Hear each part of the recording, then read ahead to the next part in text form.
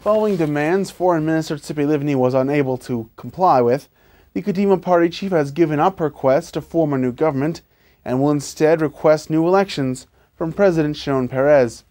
Here to provide political analysis is Yoni Kempinski. Shalom, Yoni. Shalom, Aaron. So, Yoni, after all this time and effort, Livni is calling it quits. What exactly happened, and why is Livni throwing in the towel? Well, Saturday night, Livni announced she would meet with President Shimon Peres Sunday morning and tell the president that bringing together a Kadima-led coalition was impossible. This decision is not such a shock, while the religious Shas and United Torah Judaism parties hadn't refused to join a Livni-led government. Their demands were such that it would have been nearly impossible for the foreign minister to give in. At the same time, the nationalist parties had already said there was no way they would sit in a Kadima government, and Livni's own party was resistant to a left-aligned government, including Labor and Meretz. And now the final straw was a demand by Shas Chairman Eli Yishai that Tzipi Livni declare whether she would cede portions of Jerusalem to the PA, an initiative the Shas party and their voters strongly oppose, of course. Livni refused to give Yishai an answer and instead announced plans to request elections. But why would Shas wait until now to bring up such an important issue that could make or break the deal? It's important that we understand that Livni had gradually given in to the various Shas demands in regards to social welfare issues and the religious courts, but the latest demand in regards to Jerusalem hadn't even been voiced until the past few days, when Shas spiritual leader Rav Ovadia Yosef instructed Yishai not to join the coalition without a promise for a united Jerusalem.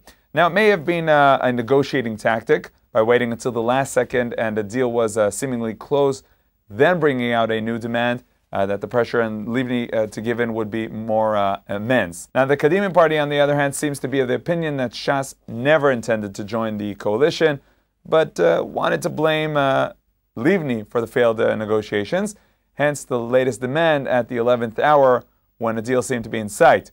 There are even rumors, which Kadima MK Yochanan Plesner has said are true, that Likud promised to meet the Shas party demands following the next elections. Now, what about the other parties that haven't said no to joining a Livni-led government?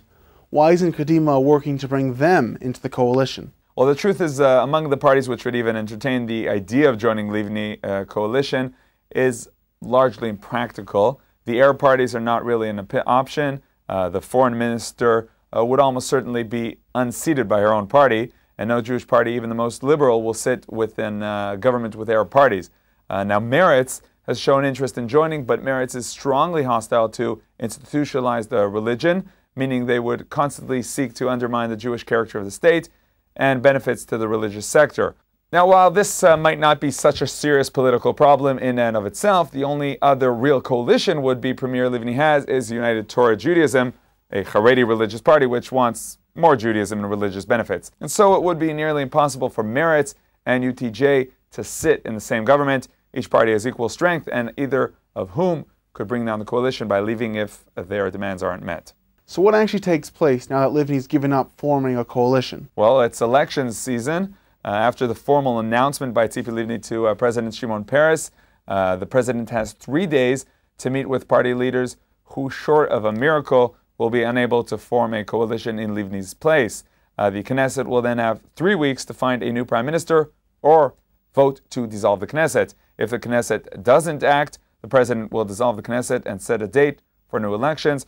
Probably we're talking about late January or early February. If current polls are accurate, Kadima will lose huge numbers of seats in the Knesset, and the Likud, led by Benjamin Netanyahu, will take power easily, most likely with a center-right government of the religious and nationalist parties, though there is always a chance Labor might be brought in to create a national unity government. Yoni, lastly, what effect will Livni's failure have in regards to the current negotiations with the PA and efforts to free Gilad Shalit? Well, Jews in Yesh are saying that this is good news for them, as it buys time, since Prime Minister Olmert is legally restricted from making major policy changes during a transition period, making any final deal with the PA seemingly impossible legally.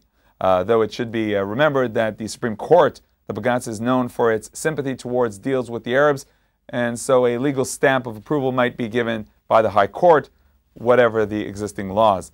The U.S. is in a bit of a bind, as President George W. Bush had made it a major policy objective to bring about a peace deal between Israel and the Arabs by creating an Arab state in Yesha and dividing Jerusalem. but it's likely that that policy will simply continue once a new government is in place. Now, in terms of Gilad Shalit, he is in a very bad position, as Hamas has made it clear they won't negotiate with a government that will soon be leaving office.